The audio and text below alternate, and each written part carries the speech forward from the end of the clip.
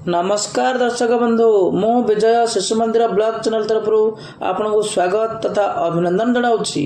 आज हूँ फेब्रुआरी 21 विश्व मातृभाषा दिवस। आम देश भारत वर्ष रे विभिन्न राज्य रही तेणु सही राज्यर भाषा भिन्न भिन्न अटे। सही भली आम राज्य ओडिशार भाषा ओडिया।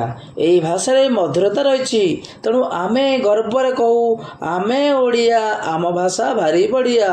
शिशुटीए माँ गर्भर जन्म लाभ करी एही माटीर पानी पवन रे बढ़ी से छोटरू बड़ होइथाए एवं बड़ होई से बापा माँ परिवार और पड़ोशी ठारू जो भाषा शिखिथाए से होची मातृभाषा।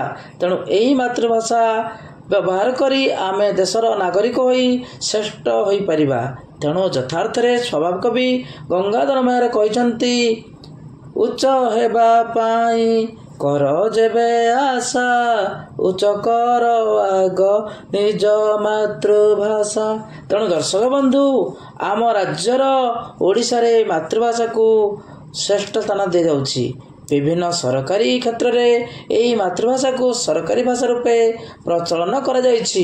प्रति ओडियांक मन में मातृभूमि प्रति स्नेह श्रद्धा रही मातृभाषा को उन्नत करने सह मातृभाषार बहुल व्यवहार करने नचेत मातृभाषार उन्नति हो पारिब नाही।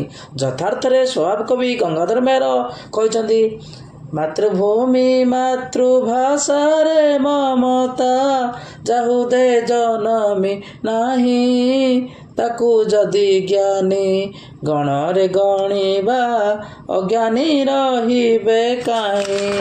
तेणु आज दिवस अवसर रे सभी को धन्यवाद जनाई विदाय नेउछि। भारत माता की जय।